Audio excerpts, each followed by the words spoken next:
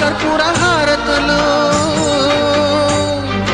ఇన్నాళ్ళు వేచిన మా కళ్ళు ఇచ్చేను కర్పూర హారతులు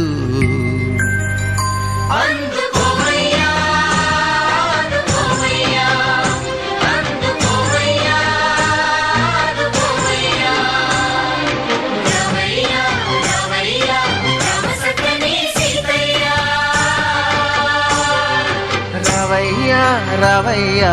రామ సక్కని సీతయ్య